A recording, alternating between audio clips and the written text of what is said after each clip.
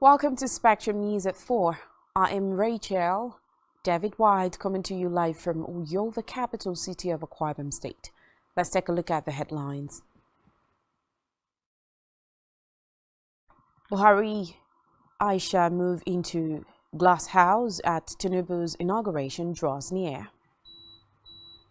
More than £500 for overspeeding in London. We'll bring you details of the stories and more in a moment.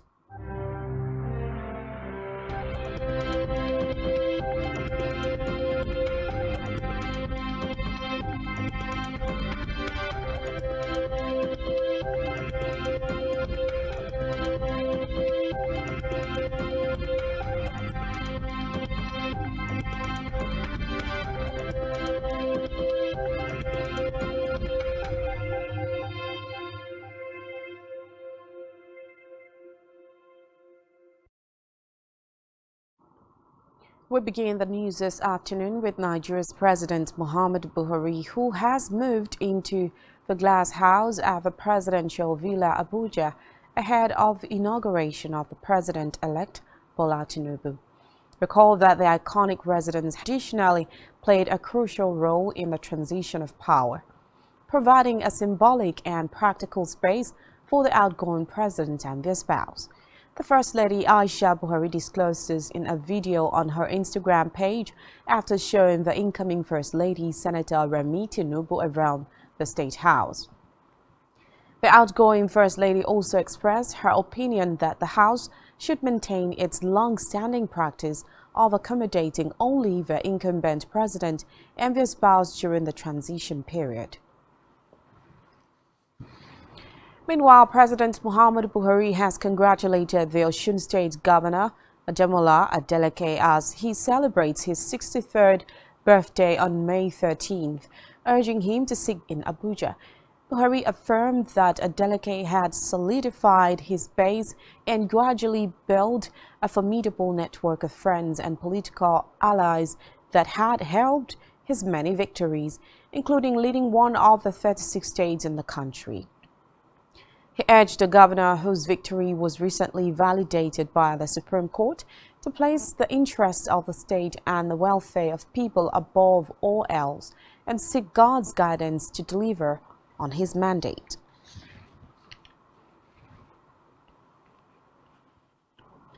Away from that, the federal government has approved for implementation of NAT-D that would sustain through 2023 to 2033 rather.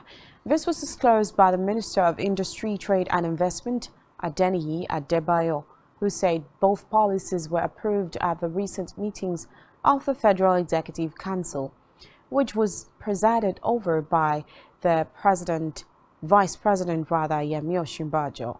The minister maintained that the investment policy would give investors more comfort and attract more investment. Has urged insurance operators in West Africa to reposition the industry for global competitiveness. Speaking on the conference's theme, Repositioning the Insurance Industry in West Africa for Global Competitiveness, said the objective behind the order to deepen the economic integration and prosperity on the continent, as well as boosting Africa's trading position in the market by strengthening Africa's common voice and policy space in global trade negotiations. She emphasized the need to establish high-quality insurance database to provide a holistic view of the industry's operations in the sub-region are not connected to the national electricity grid. Under its Solar Power Niger program, the government, through the Rural Electrification Agency, REA, held an investor matchmaking event in Abuja to provide the opportunity for potential investors to pitch their financial offerings to developers. The agency stated in a document that a solar power Niger off-grid communities. Reports say the REA is the implementing agency of the federal government under the Federal Ministry of Power, tasked with the electrification of unserved. In a separate development, the Director Legal Department, Federal Ministry of Information and Culture, Nelson Urji, has said that the judgment of the Federal High Court, Abuja, which stopped the Nigerian Broadcasting Corporation, NBC, from impartial decision that the NBC had the power to impose sanctions on airing stations. According to him, Justice Mahat, in April 2022, had ruled in a case brought against newsmen. Justice Mahat said that the 1992 NBC Act permits the Commission to determine and apply sanctions, including revocation of licenses of the 14 stations which do not operate in accordance with the broadcast code and in public interest.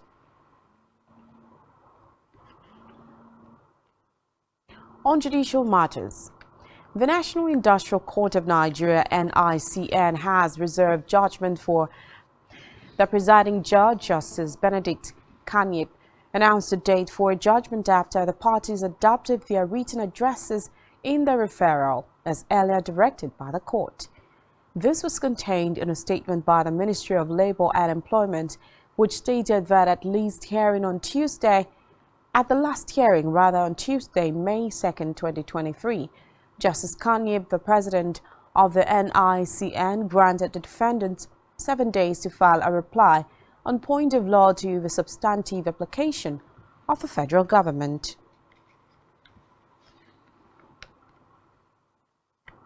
On electoral matters, the Independent National Electoral Commission states scheduled for November 11, 2023. The electoral body made this known in a statement signed by its spokesman, Festus Okoye. He said that the 18 political parties nominated candidates for the Kogi governorship election and 17 parties for Bayelsa and Imo State. Okoye also confirmed that all the political parties sponsoring candidates for the 3 elections have submitted the duly completed forms, EC9 containing personal particulars, supported by sworn affidavits, as well as EC9. In another development, the Niger Delta Development Commission, NDDC, has lauded the Senate over moves to probe the agency's account from 2021 to 2022 for illegal spending of 1.4 trillion naira. In a statement by the Director, Corporate Affairs, NDDC, Bitoye Aboshade, the agency appreciated the concerns expressed by the Senate during its plenary.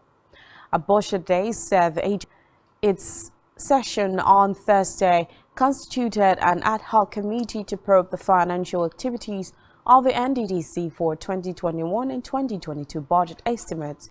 The Senate also stood down considerations of the 2023 budget of the NDDC for further information and clarification on the figure contained in the budget. By the ongoing move by the Akwa Ibom government to adjust the boundaries of Ijaw communities in the state today. The group appealed to the Chief of Defense Staff, CDS, to check the ongoing invasion of Eastern Obolo communities by troops of the Nigerian Army and Nigerian Navy at the instance of the Akwa Ibom state government. It urged the CDS to ensure the operations confirmed to the military's rule of engagement, inclusive legislative list, and therefore not the responsibility of the Akwa Ibom state government. Now to Africa, where UK has signed an agreement with Kenya, Ethiopia and Somalia aimed at tackling the causes of instability in the region. In an interview, the UK Security Minister Tom Tugendhat fight against terrorism. Reports say it is the first time high-level officials from Ethiopia, Kenya and Somalia have accepted international support to address a common problem along their borders. According to reports, the borderlands are usually isolated and insecure, which makes it difficult for countries to monitor threats.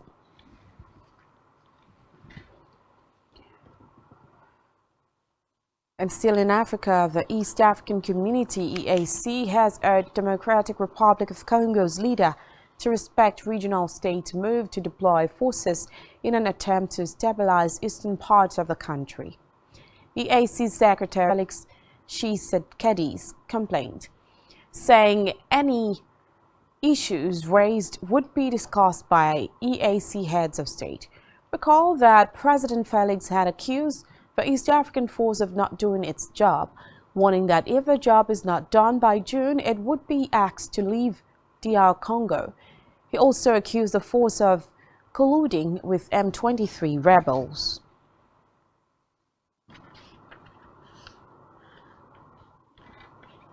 And now on the foreign scene, the Archbishop of Canterbury, Justin Welby, has been convicted of spitting days after King Charles III's coronation. Reports say he was ordered to pay £510 in total for exceeding a 20-mile-per-hour limit near Lambeth Palace on 2nd October last year. The 67-year-old was also handed 3 penalty points after being caught by a speed camera in his Volkswagen Golf on the A30-36 Albert embankment. He admitted the offense online and was handed a £300 fine and ordered to pay a £120 victim surcharge and £90 in cost. According to reports, the prosecution was conducted through the single justice procedure, which allows the court to deal with the matter through written evidence in a private hearing. Meanwhile, the Archbishop has tried to resolve this and pay the fine 3 times. Still on the foreign scene, South Africa has summoned U.S. Ambassador. The head of public diplomacy for the South African Foreign Ministry, Clayson Monyela, in a statement released on Twitter, said it would demosh the USA ambassador to South Africa following his remarks.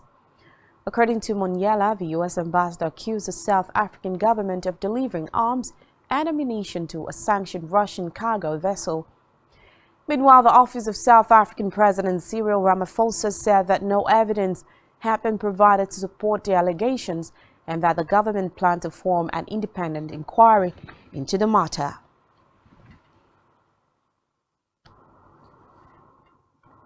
Still to come in the news, Haaland wins FWA Player of the Year award in debut season. To stay with us.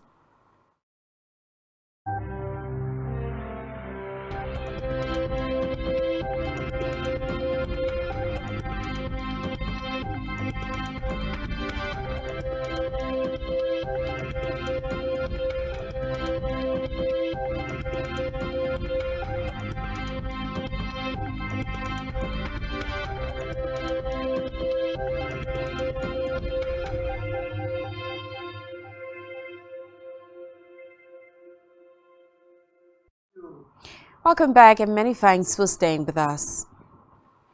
On our business news, the Governor of Central Bank of Nigeria CBN, Godwin Emefiele, has urged the Chartered Risk Management Institute of Nigeria CRMI to use its position to develop risk management professionals who will help to develop and implement effective risk management strategies in the economy. Emefiele gave the urge in Lagos at the inauguration of the CRMI, which was formerly known as the Risk Management Association of Nigeria.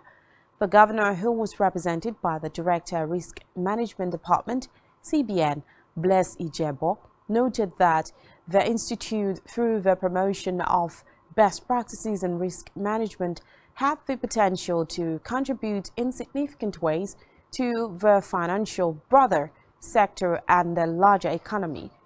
He urged the institute to see itself as a change maker in the joint efforts to grow the national economy and improve the lot of common man.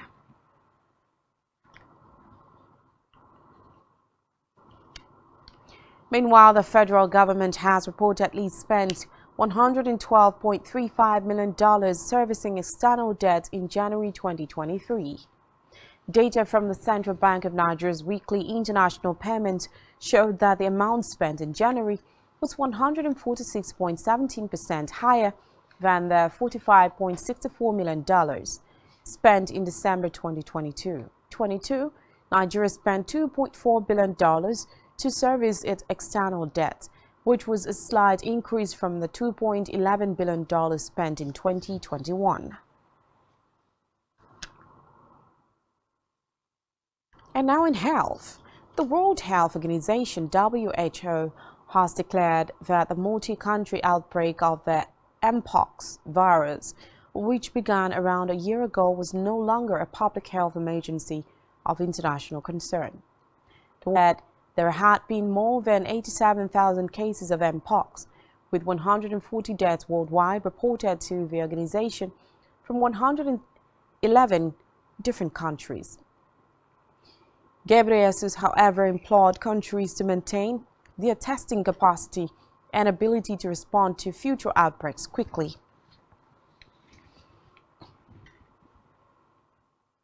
Still in health, an epidemiologist, Dr. Japhet Olubogi, has appealed to all levels of government to strengthen health systems against the widespread occurrence of infectious diseases in Nigeria.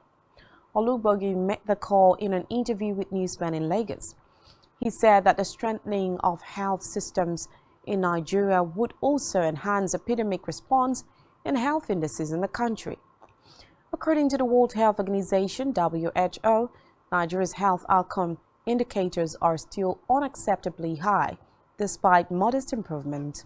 Diphtheria in the last 4 months. And sports, Manchester City's Erling Haaland has scooped the Football Writers Association Men's Player of the Year award in his first season.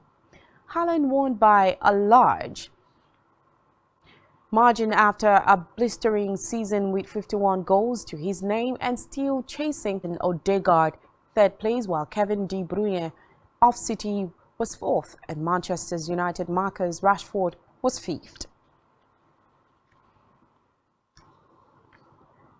Still in sports, Nigeria's Golden Eaglets' hopes of qualifying for the 2023 Under-17 World Cup and winning the Under-17 Africa Cup of Nations for the first time in 16 years was dashed following a 2-1 quarter-final defeat to follow West Africans Burkina Faso, Algeria. But Eaglets forward Abubakar Abdullahi reduced the deficit midway through the second half, but it was not enough, as the Baby Stallions sealed a hard-fought win to reach the last four of the Under-17 AFCON in Algeria, as well as seal a World Cup ticket. Eaglets coach Nduka Ubade did not make any changes to the team that defeated South Africa to acclaim a famous victory over the Eaglets as they booked their place at the 2023 World Cup. They will now face tournament favourite Senegal in the semi-finals of the tournament.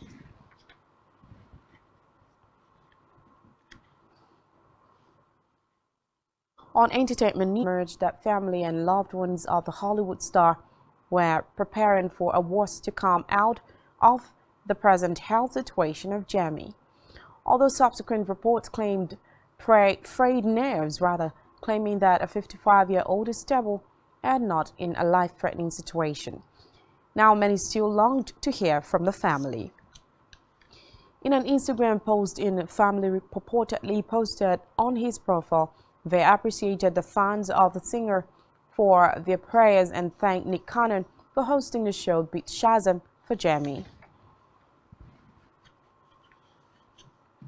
And still on entertainment, the Cinema Exhibitors Association of Nigeria (SEAN) has said it generated 566 million naira from tickets sold across the country in April. The national increase in the revenue generated in April compared with March. According to him, for the month of March, 441 million naira revenue was generated and 220,781 viewers visited the cinemas in April, as against 174,071 viewers in March.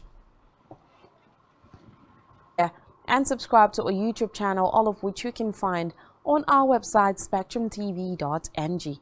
You have been watching Spectrum News at 4. I am Rachel David White. Good afternoon.